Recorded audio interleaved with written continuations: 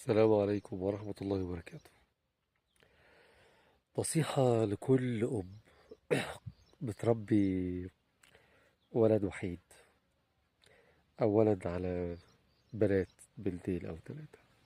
من فضلك بعد إذنك ما تدلعوش. وساعات بيبقى الابن البكري برضه بتحصل نفس المصيبة دي. المشكلة دي بنقابلها لما بيكبر ويبقى مسؤول وفي رقبته ست وعيال. للأسف بيبقى قليل الحيلة وبيبقى عايز حد يساعده لأن هو واخد على كده ومش عايز يتمرمط ومش عايز يجي على نفسه ومش عايز يضحي وشايف نفسه بس قبل العيال وقبل زوجته وباصص لروحه بس وعايز حد هو اللي يحلله مشاكله، حد هو اللي يتصرف ويقول له انا اتصرفت لك. فنصيحة، بلاش تربي راجل بالمواصفات دي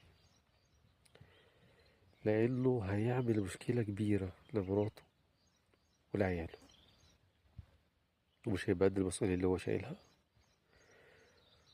وفي الاخر الدنيا هتبوظ والست مش هتستحمل. إذا استحملت سنة مش هتستحمل التانية.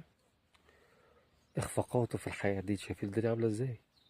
وارد جدا شغله بكرة يصفي، يحصل له أي مشكلة، الدنيا تنهار فجأة. اللي بتدلع عشان يقف تاني على رجليه ويعيد ترتيب أولوياته وترتيب بيته ويمشي تاني يكمل حياته بتبقى صعبة عليه. يعني بتمرمط واخد على الشقة، أبوه مشقيه، والدته مشقياه. هو طبعا الكلام في الدلع للست، وفي رجالة طبعا بتدلع، مش هقول لأ يعني، بس الأشهر السواد الأعظم الست هي اللي بتدلع الابن الوحيد أو الابن اللي على بنات أو الابن الكبير. وفي طبعا العكس، في راجل هو اللي بيعمل كده، بس نتيجته، نتيجة الدلع ده أو نتيجة عدم تحمل مسؤوليات، هي قصة إنك تقدر تربيه يبقى عيل اعتمادي يعتمد عليه. ما تخافش تربيه، يتصرف مشاكله يحلها. حد خد عليه فلوس، حد عمل معاه مشكلة، حد آه عمل له مشكلة في شغله، هو حصل له إخفاق معين، يقف على رجليه تاني وينط